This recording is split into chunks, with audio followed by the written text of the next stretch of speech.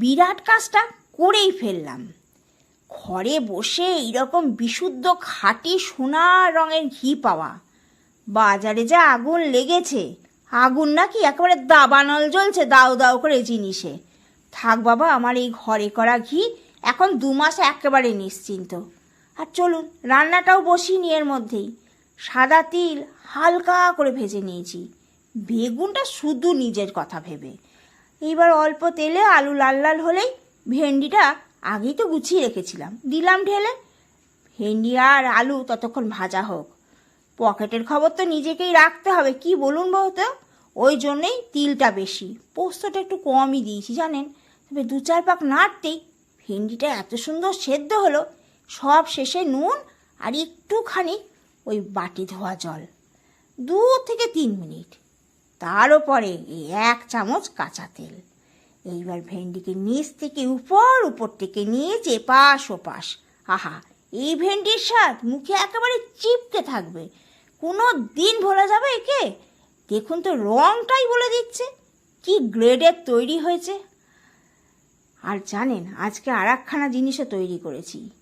এ তো সবাই খেতে ভয় পায়, মান কচু। আর আমি যা রান্না করেছি না, এ সুগার বলুন, প্রেশার বলুন, ডায়াবেটিস বলুন, যে খাবে স্মার কাটারি স্বাদের। এই দেখুন, ভালো করে ধুয়ে নেব, যতক্ষণ সাদা জল বেরোবে ততক্ষণ। তারপর হাতা দিয়ে আচ্ছা করে চিপে চিপে চিপে চিপে জল বার করে দেবো। হোক না গ্যাসের দাম, নাই পাওয়া যাক, আমি একটা গ্যাসে 3 মাস চালাবো। কড়াইটা অবধি ধুইনি, গরম গ্যাসেই দিলাম দেখুন ঢেলে। আর আমার হাত থেকে তো তেল ফোটা ফোটা বেরোয়, আপনারা জেনেই গেছেন এতদিন। কিন্তু দেখুন কি সুন্দর কচু ভাজা আছে। সব শেষে একটুখানি সাদা তেল দিয়ে যে নামিয়ে রেখে দিলাম। এই কচু 1 থালা ভাত তুলে দেবে, দেখবেন শুধু। আর এই দেখুন, সব শেষে মাছ। তবে ওই কড়াইটাতে একটু শাকও ভেজে নিয়েছি জানেন, ওই জন্য শেষে কড়াইটা পাল্টালাম। আর গ্যাসের কথা ভেবেই ওই 1 কড়াইতেই বারবার কাজ করে ফেলেছি। গরমে গরমে কাজটাও তাড়াতাড়ি হয়। এই দেখুন, মাছের ঝোলে আজ আর দই দিইনি, এখন টমেটোগুলো একটু টক টক, ওই জন্য একটু পনির দিয়ে দিয়েছি। ভদ্রলোকের একার জন্য শুধু মাছের ঝোল করেছি, তাই জন্য একটু ঘন ঘন হবে, অথচ স্বাদও দারুণ হবে।